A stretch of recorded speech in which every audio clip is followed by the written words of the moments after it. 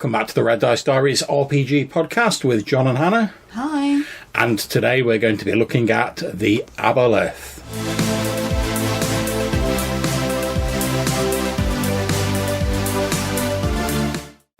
Okay, so the Aboleth had its first appearance in the tournament-derived module I1, Dwellers of the Forbidden City by David Cook.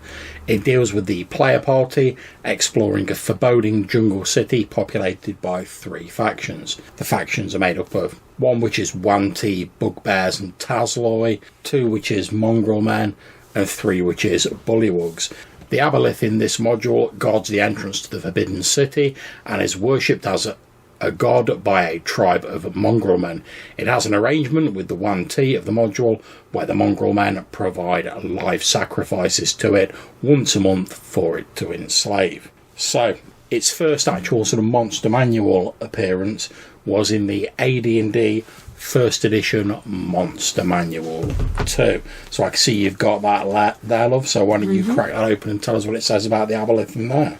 So, we've got a picture where it looks something between a slug and an octopus with a big sort of fishtail on the back. Yeah, and it's typical of that sort of black and white, like D&D style of artwork from the era, isn't it? Tells us that it lives in underground lakes and caves. That it's intelligent and that it hates land-going life. That struck me as a little bit weird when I was looking through it earlier, because it also says that like they enslave people and they take slaves, and that they don't attack land-going life sort of like straight away, which seems at odds with the whole like we hate land-going, air-breathing mammals sort of vibe. That it's a little bit inconsistent, is I suppose what I'm saying. So we get description of it, that it has a fish-like body, large flute-like tail which propels it through the water. It's blue-green, mottled grey, with a pinkish tan belly. It's got 3 long slit-like purple eyes in the centre of its head, one above the other. Yeah. It's got 4 long tentacles on top of its head, and a big mouth on the underside, like a catfish. Yeah, pretty much, yeah. It's obviously like combining elements from different like aquatic sort of style creatures. Like you were saying, you've got the vaguely octopus-like tentacles. There's like a bit of the fluke in there, and like you say, the catfish sort of vibe. So it uses the tentacles to attack. Yeah. If you're struck by the tentacles, you have to save versus spells, or basically your skin melts off, which you can fix with a cure disease or cure serious wounds. It's super intelligent and it can create realistic illusions with audible and visual components if it concentrates and does nothing else. So it can use that to enslave creatures up to 3 times a day. Creature within 30 feet gets a save versus spell, or is basically convinced to serve the Aboleth. Yeah. And I'm not sure if it's the illusions it directly used to use that. I think that's like a separate ability. I think it uses the illusions to like sort of like cajole people, you know, like give them the illusion like, oh, I can make whatever you desire like come true. Yeah, effectively. This can be broken by remove curse or dispel magic. Standard. In the water, it can secrete a cloud of mucus at a distance to 1 foot all around its body. Lovely. Any creature drawn into it must save versus poison or inhale the stuff, at which point you are unable to breathe air but can now breathe water as per potion of water breathing. But I think that's only if you are also its slave, otherwise you're just going to suffocate in the goo. See, now I don't think it can only use it on you if you're its slave, but I believe, if I remember correctly, later on in the editions it makes a bit more of that by saying that it does use it on its slaves so they can serve it more effectively and stuff like that. Its slaves will have the ability to breathe water. Yeah, but there's nothing there that says it can only use it on its slaves. I mean, to be fair, as a combat tactic, if you've got like some adventurers like giving you jip and you're sort of like, Shazam, you can now no longer breathe air, have fun with that. But I think it's open to interpretation. Yep. And then it says at the end that there are reports of huge underwater cities built by the Aboleths and those they enslaved. But these reports, along with stories of vast stores of knowledge, have never been proven. So again, early D&D, leaving you quite a lot of open... Yeah, there's a lot of wiggle room, to isn't play there? with there. Yeah. Which is one of the things I do like about the early monster manuals. They've not really tried to like lock everything down. There's a lot for you to build off, and I think that's obvious if you look at later editions, as we'll do in a second, where they're obviously building in and filling in those blank spaces left by the earlier editions. Mm-hmm. Okay, so that's the First Ed Monster Manual 2. The next time it appears is in the Second Ed Monster Manual. The stats are pretty much the same, save that the Aboleth now seems to have been reworked to be less a magical creature and more like a psionic-based creature, judging by the fact that they provide stats for like psionic points, mental attack modes, stuff like that. I noticed that this version as well goes into quite a lot of detail about it as a sort of a marine animal. Yes, how its like breeding cycle works and things. Yeah, and as we've said with many previous episodes, this tends to follow the familiar pattern in sort of the Second Ed Monster Mode, where they filled things out a bit more because everything had like its own page. I've got to admit, I'm not massively familiar with the Second Ed psionic rules, to be honest. I just sort of recognise the fact that it's now psionic. In terms of like the description, pretty much the same as the First Ed Monster Manual 2, but we get some additional information, like the fact that Aboleth slime apparently smells like rancid grease, just in case you need that level of detail, and that their broods consist of one parent and 3 offspring. Aboleth have both female and male sex organs, reproducing by laying eggs, which take about 5 years to hatch, and then a further 10 for the young Aboleth to mature. And while they're maturing, the young Aboleth are like 100% loyal to their parent, and then they just mutually go their separate ways. There's none of this like backstabbing or anything. We're told that they're supposed to be ancient and they possess great knowledge, and each young Aboleth is born with the knowledge of its parent, effectively meaning that these creatures could have memories stretching back to the dawn of time, since that's passed on with each Aboleth. In terms of the artwork, it looks a little bit more fish-like in this version to me. We actually get to see like the muted sort of purples and mauves and blues on it. It's got a fish tail rather than a fluke. Yeah, definitely. But we still get the sort of the horizontal sort of like banded eyes, like 3 of them sat above each other. And I've got to admit, this is the first image I saw of an Aboleth, and was one of the first things I noticed when I first got my Second Ed Monster Manual. And it's the sort of image I tend to think of when I think of an Aboleth. So, let's move on to version 3/3.5. Now, save for the addition of some skills and feats, which is obviously bound to occur because the systems are quite different, the stats are pretty much the same, although the damage output of the tentacle attacks has been beefed up to 1d6 plus 8 hit points. The psionics of the previous edition are gone, replacing them with more sort of magic-based equivalents again, although the spell-like abilities are described as being psionic in nature. They're described as hating non-aquatic creatures again, rather like you said earlier, and attempt to destroy them on sight, despite being vastly intelligent. And as we said earlier, this seems a little bit at odds with the whole, like, taking slaves and, like, using agents and manipulating people. But it's a little inconsistency. It's nothing you can't tweak yourself. We're told in the Third Ed Monster Manual, the Aboleth now also retain not only the memories of their parents, but also of any creatures they consume, making them, in my opinion, like, vastly more dangerous. Because let's face it, if you can get hold of like an agent of an enemy or something who's got some info and eat them for all intents and purposes, and you're suddenly like, Shazam, I've got all that information, it's very easy for you to like get the lowdown on something. They can also become potent wizards, We also get a bit more information on their tentacle attack, as you discussed earlier. Now, in this version of it, if you're struck by a tentacle, you undergo, again, out of this terrible transformation. You have to make a fortitude save, where you start transforming over the next D4 plus 1 minute. Your skin doesn't melt, but it gradually becomes a clear, slimy membrane, so echoing back to like the mucus that the Aboleth uses. A transformed creature must remain moistened with cool, fresh water, or they will take 1d12 points of damage every 10 minutes that they're sort of drying out effectively. Remove disease, cast before it's complete, can restore the afflicted creature. Afterwards, however, only a heal or a mass heal spell can reverse it. So again, you could use this on your slaves to make sure they're not going to betray you, but again, it could also be a very dangerous thing. I mean, even if you don't make it so people can breathe water, which they can still do, if you hit someone like that and the adventurers are like, oh, we're taking a beating, we're going to run for it. All right, you run for it, but over the next D4 minutes, you run away from the water. Suddenly you start finding yourself drying out. You haven't got any of these healing spells. What's your choice? Oh, go back to the water where the Aboleth is. And the Aboleth knows it's hit you with that, so it's just going to stay there in the water and be like, yeah, they'll be back. So that sounds quite deadly to me, to be perfectly honest.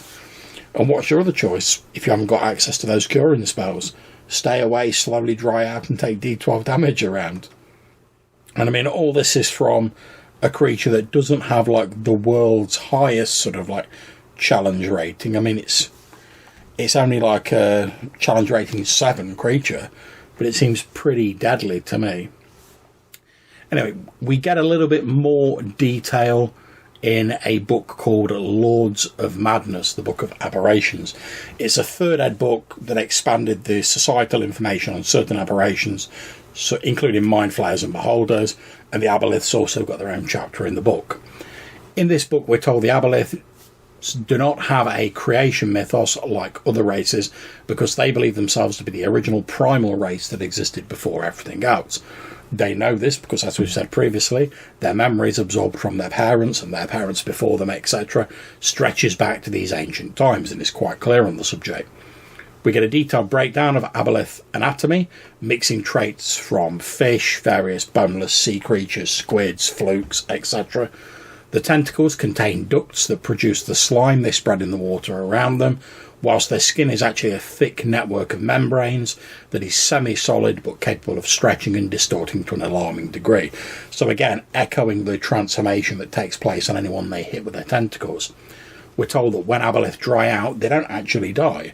They just enter a state of suspended animation until there's like sufficient moisture to rehydrate them.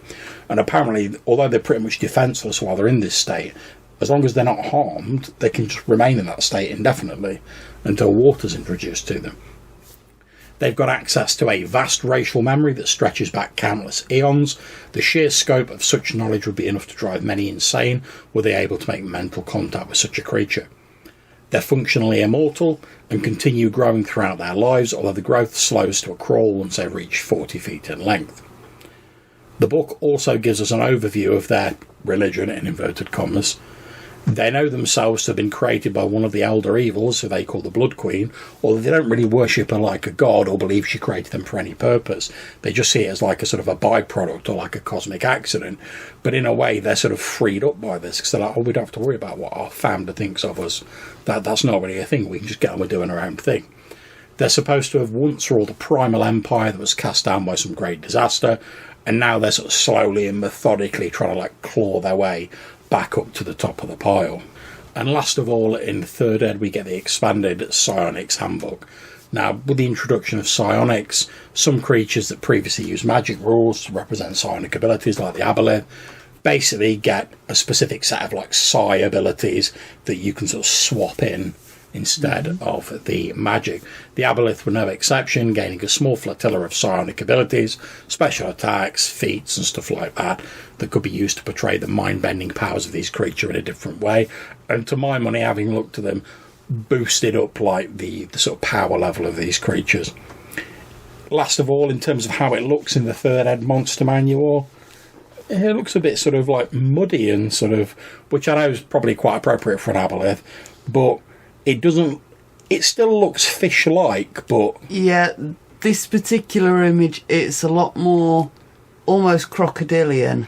Yeah, It's definitely got a prehistoric vibe to it, whereas the previous one in the second Ed book looks almost like a sort of cross between, say, a better fighting fish and a big catfish. Yeah, this has definitely got more of that sort of like prehistoric sort of vibe to it. Which, I don't know, I'm not as keen on this picture, to be honest. There's nothing particularly wrong with it. I don't know, it just doesn't look as fearsome to me, to be perfectly honest. He's not going to be the prettiest fishy in the fish tank, is he?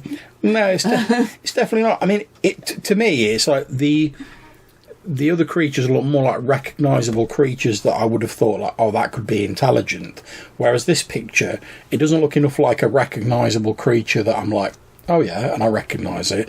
But also it doesn't look as horrific enough to be like, oh, it's some ancient elder thing that man was not meant to understand. I mean, I can see they've tried to take the basic fish body and they've put some extra, like, vents and plates and stuff on it to try and make it look a bit weird. But I don't know, it just doesn't really do anything for me, I'm not going to lie. So, next, we're going to move on to the 4th edition Monster Manual. Let me just crack this bad boy out. There we go. Now, for the stats, as with a lot of creatures in 4th edition, the Aboleth split into a number of variant stat blocks, all of which are challenge rating 17, but they occupy different roles on the battlefield. So, like, we've got a brute, artillery/leader, and elite controller/leader. The Aboleth Lasher is a straight-up combat brute, attacks with tentacles, it gains an extra tentacle attack against any creature it has advantage against. Terrain around it also counts as difficult because of the mucus cloud. The Aboleth Slime Mage has all the same abilities, with the exception of the combat advantage. It can dominate creatures, hurl mind-fogging slime orbs, and cause psychically damaging slime bursts. And finally, we have the Aboleth Overseer, which combines the abilities of the 2 previous variants, and in addition, it can dominate people permanently, enslaving them to its will until the Aboleth is slain. It can also bestow temporary invisibility on its allies. Now, in terms of like the background and stuff like that, in 4th edition D&D, most aberrations, mind flayers, beholders and the like come from what's called the Far Realm, which is basically the gribbly Lovecraftian plane where eldritch horrors and slimy tentacled beasts dwell. The Aboleth's no exception. In the mortal plane, they mostly swim through a lot of underground lakes in the Underdark and stuff like that. They communicate with each other via telepathy and enslaving humanoids, transforming them into slime-covered servants known as Aboleth Servitors. And we get a little stat block for them as well. In terms of the artwork, it shows the bulbous form of an Aboleth rising from the surface of a lake, flanked on either side by 2 grotesque-looking servitors.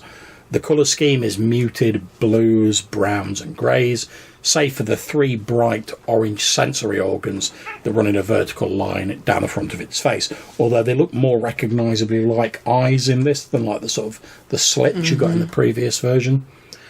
I quite like this artwork, to be honest. There's a definite sort of creature from the Black Lagoon sort of vibe. Yeah, it's got that Dagon sort of Cthulhu vibe to it, you know, but it's maintained that while being like, the picture itself is fairly understated. And I think although the second Ed version is like the one I think of when I think of Aboleths, this is probably my favourite depiction of it. Because if you're trying to portray it as like this ancient, from the land before time, like evil, then this picture's got it as far as I'm concerned. But it's not ridiculously over the top and dramatic. It's just like, there's the creature. There's a couple of its servitors. It's rising up out of the lake. It still looks like a recognisable creature, but it's got enough of that sort of difference to it where it doesn't just look like, oh, it's a fish with like 3 eyes. But it doesn't just look like some like random bit of like floating like wood that they've like stuck fins on like the 3rd Ed version. Sorry, 3rd Ed art fans, but the Aboleth 3rd Ed version artwork is pants. So that's pretty much it for 4th Ed. Do you want to crack open the 5th Ed Monster Manual, love, and tell us what we're doing there? I'll have a cheeky drag on my vape while you do that. So, very different creature physically in the artwork. Yeah, it's definitely got more of a sort of fluke or sort of like leech or lamprey vibe, hasn't it? I mean, look at the mouth. I was thinking a lot more octopus, but yeah, very lamprey on the mouth, with rows of teeth like a shark. Yeah. It has still got the 3 eyes as described previously, and lots of tentacles. I was going to say, the eyes don't really stand out in this piece. They're quite dark, aren't they? Like dark grey, almost black. Whereas they're really sort of, apart from the black and white artwork, they're really sort of like, they've been like bright orange or like reddy sort of colour to make them stand out. So what do we get in terms of like stats for the Aboleth in 5th edition? So, 5th Ed stat block, we've got pretty much the same powers but translated into 5th Ed. It's amphibious, it's got the mucus cloud. Yeah, I was going to say, one thing I did notice about the mucus cloud when I was reading through it is that although it has pretty much the same effects as previous, it's now counted as a disease, and you only become diseased for like 1d4 hours. So it's not like a sort of Shazam, you can only breathe water. Reduced. Yeah. I mean, it's still unpleasant, don't get me wrong, but it's not exactly like the sort of game changer that it was previously. Yeah. It's got probing telepathy where it can get information from you. It's got the tentacle attacks, the tail attack, and the enslave attack, which again, within 30 feet, 3 times a day. This time you've got to succeed DC 14 on a wisdom saving throw. Yeah, I mean, one of the interesting things is in this version, the Aboleth can instantly learn a creature's greatest desire if it can see them and communicate with them telepathically. So you don't even have to like eat someone's brain to like get their information now. You can just look at them. But that enslave ability is like still quite nasty. I mean, if you get charmed by it, it lasts until the Aboleth dies or you move to a different plane. But they've put in like a cheeky little thing where you can still potentially get out of it. So like, if you're charmed, it's permanent. But if you get damaged, you get to effectively like remake the save. So you could potentially just like subdue or damage, like beat your friend round the chops or whatever until he snapped out of it. Or you can remake the save like once every 24 hours, which is obviously an attempt to say basically like, if you get your character dominated by an Aboleth, yeah, okay, it's going to be unpleasant, but like that's not it for your character necessarily. So it also gets 3 legendary actions, one being detect perception check, one being the tail swipe, and one being psychic draining, which costs it 2 actions to take 3d6. So one creature charmed by it takes 3d6 psychic damage, and the Aboleth regains equal hit points. Yeah, so like you're like draining the life force out of your servants as like a typical baddie boss monster, like pull the life force out of your servants to heal yourself. On the next page we've got another little bit of artwork with a nice pencil sketch and a quote above it, which is very Cthulhu. Could it be that the Aboleths are older than the gods? That before the Divine Ones came to be, such horrors shaped the multiverse.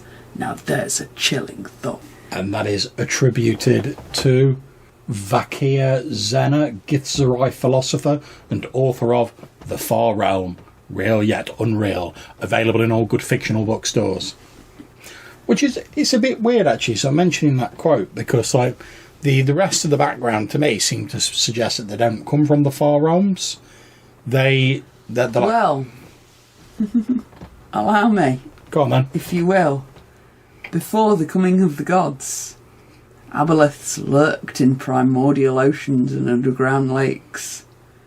They reached out with their minds and seized control of the burgeoning life forms of the mortal realm, making those creatures their slaves. Their dominance made them like gods. Then, the true gods appeared, smashing the Aboleth's empire and freeing their slaves. The Aboleths have never forgotten. See, this is something that I do quite like about 5th Ed. We've got these like proper hammy little descriptions. Yeah, that was something like straight out of like a ham horror film. But it's also quite interesting as well because, again, there's a bit of ambiguity there where you could say, yeah, they're from the far realm, you know, they came from the far realm like back in the dawn of time to the mortal realms. But you could also say, oh no, they've always been here, they're just some like weird fluke of evolution or whatever. So I quite like that. Mm-hmm. So it does go on to detail a couple more bits that might change your mind on that. Go on then. So they've got flawless memories, pass on their knowledge and experience as previously. Dwell in watery environments, including ocean abysses and the elemental plane of water. In these domains, Aboleths are like gods. And it goes on to detail a bit more of their telepathic power and how they use it to find out what you want, promise it to you, and then trick you into believing that you're actually getting it. Oh, with the illusions and that. Yeah. And then it explains how they never actually die. That if their body's destroyed, their spirit returns to the elemental plane of water and a new body coalesces for it over days or months. Oh, so they are actually immortal, effectively, in this. Mm-hmm. I mean, that's not even some like lich you've got to find its phylactery BS. That's like, it's literally immortal. And ultimately, they want to overthrow the gods and regain control of the world, presumably all the various different realms, and that they've got untold eons to plot and prepare for this. We've then got a nice chunky bit about their layers. Yeah, these are like extra actions it can do while it's in its lair. Mm-hmm.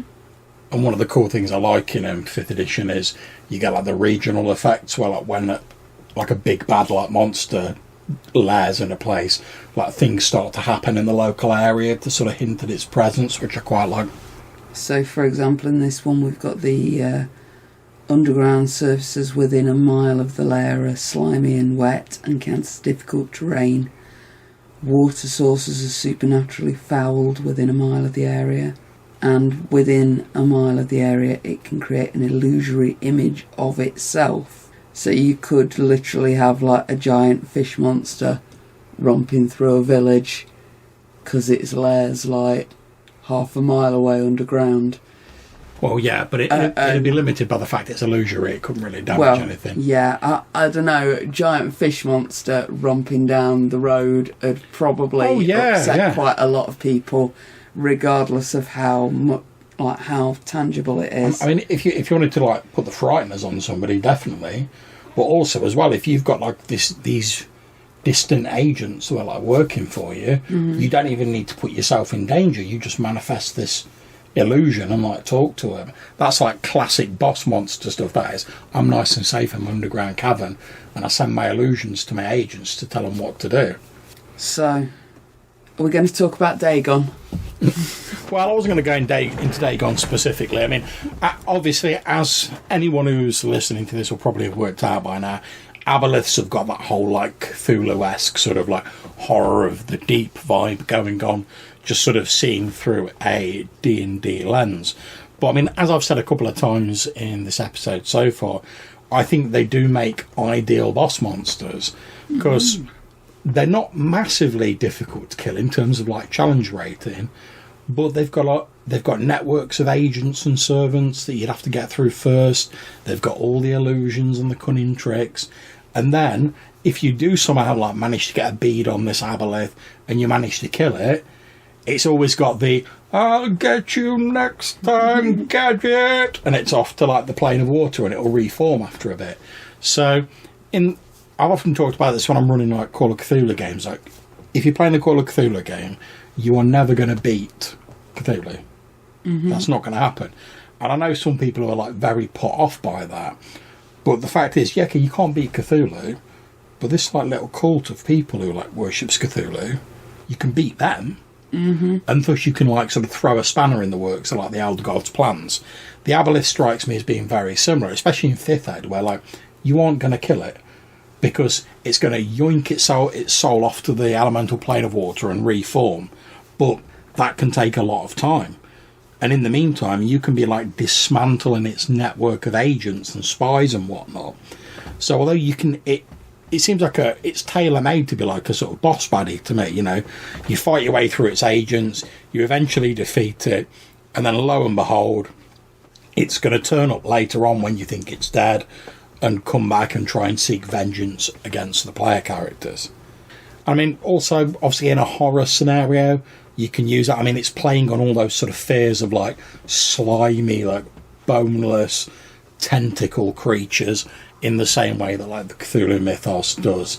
You know, I mean, there's a lot of people are like scared of like deep water and stuff like that because you don't know what's lurking under there.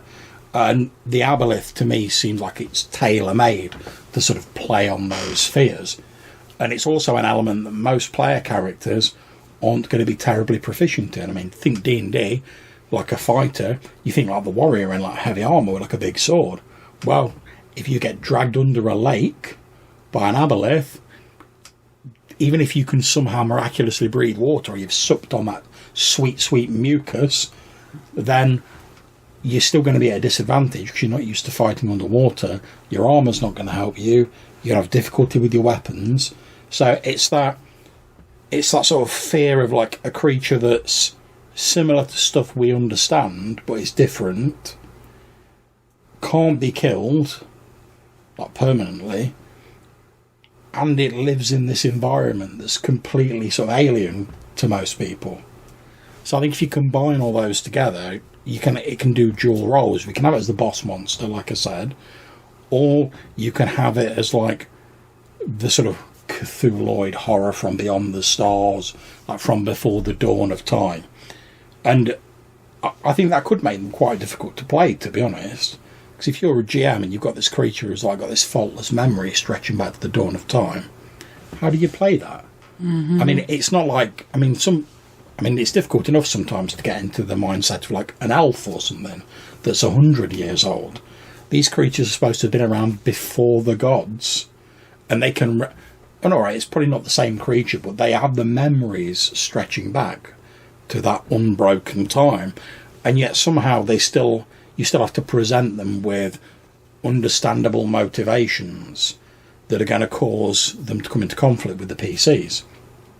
Which is, I think, one of the reasons I like the fact they've given them that whole, like, we used to rule the world and we will have it back. Because that's like a classic sort of bad guy thing, isn't it? You know? It really is.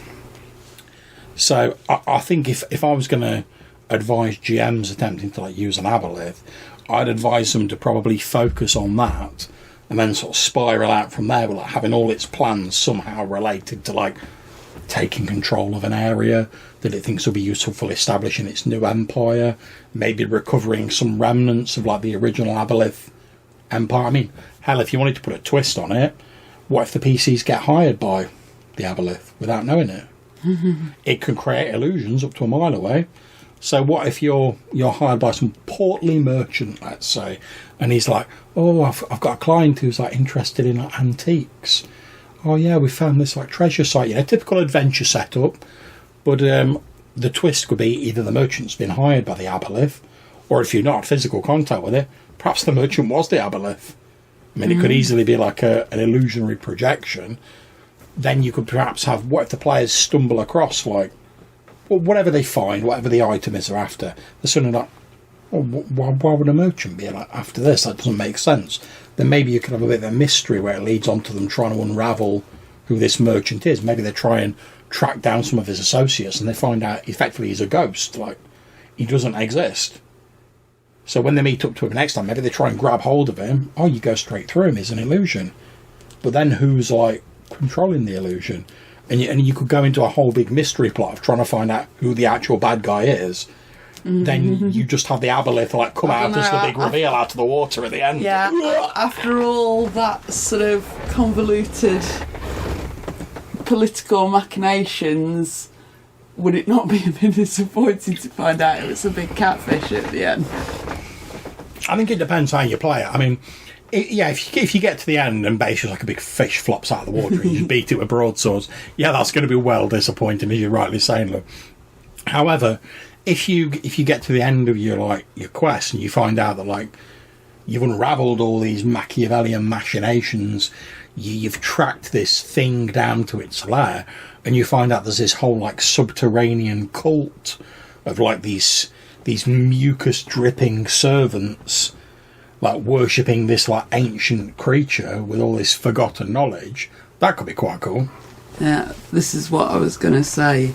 What I would do would be concentrate on the cult leader. Yes. Rather than on the monster and have him communicate the monster's wishes as best he can. So give like a human face to the sort of organisation. To allow the player characters to have someone to interact with. Yeah, that's a good And then point. when they realise that he's worshipping this great big fish monster, that way you still got that step removed from it where it remains sort of mysterious and creepy. Yeah, rather than just putting it out there straight away. And then they have to like go and make their preparations to go after it underwater.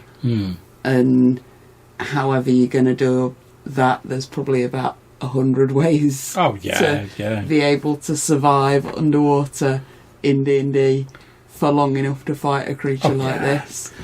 I tell you what could be interesting though. What if, like, the reason you get rumbled onto the fact there's like an Aboleth going on, because as per 5th edition, and obviously we're mixing and matching the rules here in our example, but take what you want from what edition you like. In 5th edition, if you're like one of its servitors, you're enslaved permanently, but if you get injured, you can retest the save, or every day you can try and retest the save. And if you succeed, you've broke the control over you. What if they're rumbled onto it by the fact that one of its servitors, it was sending out to like hire someone to like get this artifact? What if on the way to meet the player characters he's like hit by a cart, or like he takes damage in some way, or like maybe there's a brawl and he gets punched and it breaks like the Aboleth's control over him because he makes his save, but he'd still know what the Aboleth had sent him there to do. So if you wanted to like make it a bit less of a mystery and more a straight up thing, you could then have this like now freed servant. Maybe he's like dying because he's like not got enough water and he's like all mucusy skinned and horrible, but maybe like with his last gasp, if you want to go like proper stereotypical, and have him like stagger into the tavern and like fall across the table as he's dying and be like, I have a quest for you. And obviously I'm just sort of joking there, you don't have to go that stereotypical, but you could still potentially have the Aboleth's agent sort of pass on this information in some way to the player characters if you wanted more a straightforward sort of dungeon crawl, find the underground cult, defeat the bad guy, and you could still maintain though the original setup and those sort of trappings. And also, to be honest, I think if you've got like a module that's any sort of Innsmouth or like Cthulhu vibe from like maybe a different system, but you wanted to somehow like squeeze and flex into D&D, but you're like, oh, I don't have the stats for like Cthulhu or Dagon or whatever, then you could easily use an Aboleth in the way of like whatever sort of Cthulhuoid horror would typically be in the game. And I think that's a handy thing you can do for a lot of sort of non-D&D adventures if you want to bring them into D&D. I mean, you'll need to do a little bit of rejigging, but there's a lot of, because D&D's been around for so long, whatever creature is in the non-D&D module you're running, there's going to be some creature that's like a bit like it in D&D, which you can then use because you've got the stats for the Aboleth. All right, yeah, okay, it says it's like a lesser spawn of Cthulhu in the book you're running. I haven't got the stats for that in D&D. I've got the stats for an Aboleth. Right, boom, slide the Aboleth in, leaving a bit of a mucusy trail behind it. Happy days. So I think it's useful potentially, as we've said, and you can also use it to sort of like bridge that gap if you maybe wanted to move into a bit more of a sort of cosmic horror vibe, because there's very much that sort of like feeling about the Aboleth. So I think that's been our episode on the Aboleth, the eldritch fish-like horror from D&D. We'll be putting a new monster poll up on Twitter shortly, so keep an eye out for that. If you'd like to get in touch with us, maybe tell us what you think of the Aboleth, maybe make some suggestions for future episodes, or just to have a bit of a general chinwag, then you can leave us a voicemail message on SpeakPipe. There's a link in the description of this show, or you can send us an email to rddrpgpodcast@gmail.com. Until we see you next time, take care, stay safe, and keep gaming. Bye.